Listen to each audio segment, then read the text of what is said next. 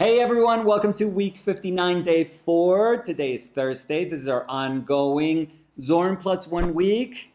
We've already noticed that it's Zorn plus bismuth yellow. Bismuth yellow is a yellow that I like. It's a lemon yellow that I've been kind of searching for, that it has a little more body than traditional lemon yellow. So I thought it was a great color to put into my, regular base, beautiful Zorn palette. So we'll see how we do today. Okay, let's get started. This is day 4. This is our 4th day for our Zorn plus 1 week. And it's been a pretty amazing week. And I want to start today's painting by quoting Picasso that I think I very rarely reference. I think Picasso was a genius, an absolute genius. But I've always had trouble with this quote. So this quote is overused, I feel. This is a very famous quote of his. And I understand the underlying idea of it, but I just think it was shocking enough so that people would pay attention to it. But in the end, not quite sure. So the quote that I'm referring to is, and I'm pretty sure most of you guys have heard it, is the one where he says, "It took me 4 years to paint like Raphael, but a lifetime to paint like a child." So that quote always sounds nice. It's always like, oh my God, what a genius. It took him 4 years to paint like Raphael. No, not really. And I mean, if we're being super honest, Picasso never painted like Raphael. Never. He was never even as good as some late 19th century painters. Like, for me to say that Picasso was as good as Fortuny, no, never. Fortuny was a virtuoso. And Picasso never even got close to being that good in terms of, naturalist painting. No, he has some academies that show that he was competent, and he did some multi-figured compositions where he was okay at painting those. And he did them when he was young, but there were a ton of young Spanish painters in the late 1800s, in the turn of the century, that were geniuses at a very young age and were capable of doing far superior naturalist paintings.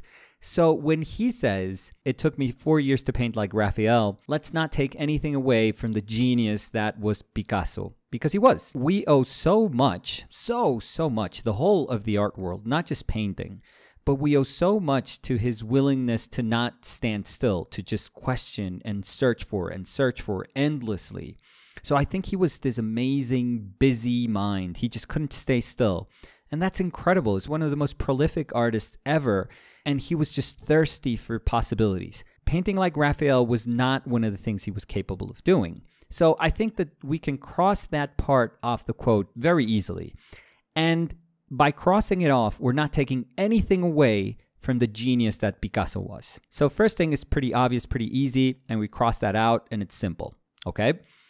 And then the second part of the quote, "but a lifetime to paint like a child." When you add those two up, he's basically saying, well, it takes a very small time to learn something, and it takes a lifetime to unlearn it. The unfortunate thing here is that he's equating learning something to the ability that one of the most gifted painters and draftsmen in art history had, as was the case with Raphael. He was saying, that takes a small time. That only represents a small time in what is the vast timeline that represents the creative process. So, yes, but no. Again, Raphael took a lifetime to paint like Raphael. He was one of these virtuoso painters, so when he was very young, he was a prodigy. So he was not unlike Picasso in that sense, that at a very young age, they realized that they were very special, extraordinary people.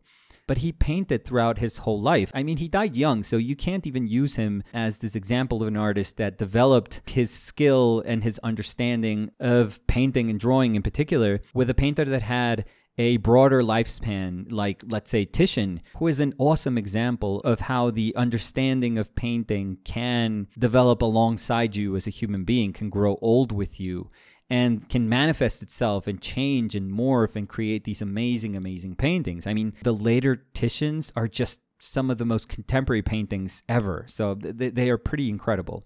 So it took you 4 years to paint like Raphael. It's not a great way to contextualize what it means to gain the knowledge that is necessary to work within classical parameters. But then he says, but the rest of my life, it's like I ticked off the classical parameter part of my education, but then it took me the rest of my life to be able to access those things that I supposedly sacrificed because I wanted to educate myself. So he equates that loss, those sacrifices, with the work that we used to do as a child. So this is actually something that is going to be echoed by Dubuffet when he is promoting Art Brut, when he's promoting all these places that people didn't usually understand as catalysts for art. So I would even argue that Dubuffet was a far bigger promoter of that which meant painting like a child than Picasso was. Picasso was trying to find possibilities, and he was playful and he was joyful in trying to find all of those possibilities. And I think that playfulness was the one that enabled him to separate himself from his education. But I don't think he was ever that anchored by his education. You could argue that Toulouse-Lautrec did the same thing. He was part of the academy until he just decided to leave, and he was like, okay, I'm done with this. And then he did his own thing. Lautrec lived in a different context than that of Picasso. So even though he was expanding the horizons of graphic art and expressive drawing, he clearly didn't have the range that Picasso was able to uncover within himself, and the ability that he had to redefine a lot of the things that were somewhat set in stone. But painting like a child or drawing like a child, I mean, I don't know. I actually kind of like what Dubuffet did, which is that he exhibited child's drawings, because I don't know if we can access painting or drawing like a child. I think we're meant to paint and draw like children when we're children. And yes, there's a very sad thing that happens, and it happens kind of right around 5 years old. And this is not my appreciation. This actually has to do with cognitive abilities, the brain development, and how it changes. At around 4 or 5 years old, 5 years old, I'm going to say, around that time, and I was very, very aware of this. I was almost like hyper aware of this with my 2 children. Our child starts to become conscious, almost like self-conscious about their drawing. And if they are in a space where they are socializing their work, where they're sharing their drawings with other kids, they're going to start at that age to compare everything that they're doing with somebody else. So they're going to start hearing stuff like, oh no, that's not how you draw a horse. This is how you draw a horse. And they're going to take all that information and interiorize it. They're going to start feeling like, I haven't drawn a horse properly all this time. And there's this group of people telling me that I've never been able to draw a horse. So I'm going to learn from these people, and I'm going to try to fix my mistakes. At 5 years old, a child starts to become that aware of what they're doing, and they also understand themselves as part of this whole, as part of this bigger society that has these set rules. I'm not sure what happens to a child if they're left alone, if they're left to their own devices, and if they never hear that that's not the way you're supposed to draw a horse. And what would happen to a child if they never look at the way other people have drawn horses? I'm not even sure that there's experiments that would fit into that criteria. And of course, we're not going to subject any child to anything like this. It would be fascinating to see what happens to us if we are void of critique, if we are void of any dynamics of socializing our work, and we have to almost like trust the way in which we've decided to interpret the world.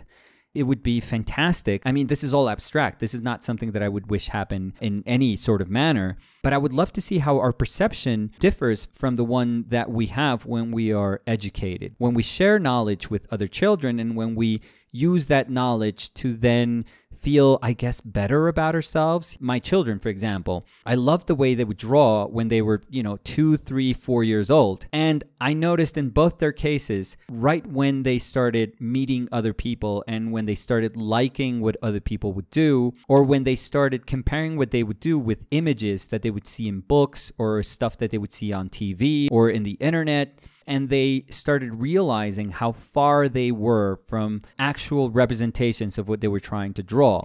So I remember my son uttering, oh, I'm never going to draw a lion. I think we were drawing a lion at one point. But he said, I'm never going to draw a lion again because you draw your lion so much better than me. And I ruined my kid forever. I'm such an idiot. Like, I couldn't have just drawn like a stupid stick figure of a lion. I had to try and draw this freaking New York Public Library lion while he was doing his. And his lion was so much more awesome than mine was. But he just put his pencil down and he was like, no, I'm not doing this, forget it. So I hated that. And part of the reason I have tattoos of their drawings in my arms was just to tell them how amazing they were. And also a reminder to myself that, this was such a beautiful moment in their lives, that it was so incredible to experience how they would see the world. And mind you, these are not just my kids. Like, there's a stage of cognitive development that enables them to access all these weird ways of representing animals and human beings. And they always emphasize like the same sort of things given the specific developmental stage that they're in. So this is something that can be identified when you look at children as a whole. This happens to all of children because it has to do with our brain as a species. And I think I missed so much that stage when they grew up that I was like, I want that to live with me. I want to be reminded of that. And that's the reason I have their tattoos in my hands and in my arms. It just reminds me of this energy that I think, unlike Picasso, I kind of acknowledge that we can never go back. We can't unlearn things. Like, our brain is not suited to move backwards. We can't just roll back the cognitive development of our brain and say, oh yeah, I'm going to try to access the things I did when I was 4 years old. It's very difficult, if not impossible, I feel. And you could do a bunch of exercises where you're trying to liberate yourself from all these things that you've been taught. You can kill your darlings. You can just take the words of your teacher and then put them to test and understand that they're not sacred. They don't have to be sacred. And you can just go against everything that you were taught. You can question everything that you heard during your education. And that's totally fine. I think that that's even expected, I would say, in an artist's development. But what I don't think we can do is suppose that we can go back to being children. I've always wanted to not lose, I feel, this idea of being a wide-eyed child just looking at nature, just being in awe of nature. It doesn't matter what you're looking at. It could be the most mundane of things. It could be a phenomenon that's super easily explained. But I think I love that. And I think that that's something that we can do. We can try and always keep our sense of wonder of all things in nature. I think that that's easily done because nature is incredible, because nature is amazing, and we all just have to pay attention to see how incredible it is. So I think that that childlike demeanor is something that's actually super healthy, and I think we as adults could benefit from having a lot more of that. But as far as like being able to access how a child saw the world, I think it's impossible. So again, a nice sentiment, and it's an aphorism that works because it has like a punchline and because it goes against the norm. We think that it is hard to paint like Raphael, and here's this guy saying, no, it's not really hard. What's hard is actually painting like a child, like the very thing that we all had to sacrifice at some point. So it's not something that's exclusive. It's something that lies in all of us, and we just have to try and fight to gain some of the magical aspects that governed our life, at that point in time. So again, it's very nice, but it obviously can't be taken literally. So why am I talking about this? Why did we spend like 20 minutes talking about Picasso and this cute but very unrealistic quote? Because I still find fascinating the way my children approach drawing. I always thought Samu was the one who was going to really, really love drawing. Because when he was little, he would draw like dinosaurs and a ton of animals, and they would fight each other. And the way he would interpret animals and dinosaurs, oh my God, these beasts were like amazing with all these super long claws and jagged teeth and spikes. I mean, they were these menacing beings. And I was like, oh my God, this kid is going to kick ass. This is going to be incredible. And at some point, Samu was way more interested in copying memes, in trying to trace and in his drawings being faithful to what he was looking at than in developing, that voice and that manner of understanding things that he had when he was little. You can't really say anything to your children. You're like, oh yeah, that's great. Yeah, keep drawing the meme. And inside you're like, I want to die now. But Fer, I didn't think Fer was going to be the one that was going to have a close relationship with drawing or painting. But now she does. You'll hear her say things like, I'm going to be like my dad. I'm going to be an artist. But then she says she wants to be an interior decorator. And then she wants to be a YouTuber. So, Fer is actually 10,000 things rolled into one. She's going to do whatever she's going to do. So I honestly have no clue what's going to happen in the future. But I've really enjoyed just watching her develop, I would say. By development, I don't mean that she's gotten better or worse. I would never judge the ability of my children as getting better or worse. That's not the point. But how it's changed over the years. So for this painting, I told Fer, I'm doing this thing with yellow. I'm doing this week and it's about yellow. Could you draw something that's yellow? You could use any yellow you want. And Fer is at the point where she's literal. If it's yellow, it's banana, period.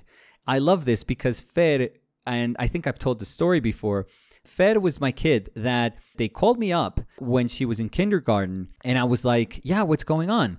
She's like, well, Fer has this drawing that she did of this landscape. And they were like, do you know what she was trying to do? And I told them, like, yeah, she was asking me what color is the sky and what color is like the tree and what color are the leaves and what color are clouds and what color is the grass, what color is the sun. So obviously, if your 3-year-old child is asking you these things, you have to say the sun is yellow, the sky is blue, the clouds are white, the tree is brown, the leaves are green, the grass is green. That's what you say. That's exactly what you're expected to answer as a normal father. But me, I'm an idiot. And she went like, Dad, what's the color of the sky? And I'm like, well, it actually depends on light. Light can make it look purple, or it can make it look yellow, or it can make it look orange or red at times even, or it can be blue, or it can be violet, or it can be very dark at night. So honestly, you could probably paint it any color you want because there's no real color to the sky. And she said, and what color is the bark of the tree? How should I color this tree? And I was like, again, any color. Let's say if the sun is orange and it's a sunset, that tree is going to look red and orange, and those leaves are going to look red also. So yeah, you could pretty much paint anything you want. And if it's at night, that tree is going to look different. So I'm going to stop right here because I was an idiot because I was talking to my child, my 3-year-old child, as if she was taking some color theory course. And I got so mad when at the school they were like concerned because they thought that Fer didn't know that the sky was blue and the sun was yellow because she was just echoing all the things that I had said to her, the day before. And they were like super, super concerned. I mean, I would have thought the child was a genius, but no, they were super concerned.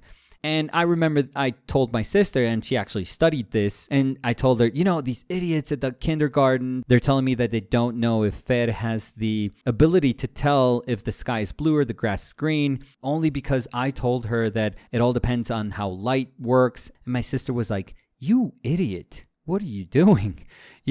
This has to do with the developmental stage of your kid. And they do these exercises just to know if there's something wrong with her, just to see if, she does have the ability to do very simple things, to acknowledge that grass is green, to acknowledge that tree is brown, sky is blue, sun is yellow. So I remember loving that day where I was having this conversation with my child and she was super wide-eyed and she completely believed in everything that I was saying, that the sun could be any color you want, that the sky could be any color you want, that, the grass could be any color you want. Her world had expanded and she totally believed it. But if you compare that with today, where I said, Fer, I want you to draw something that's yellow.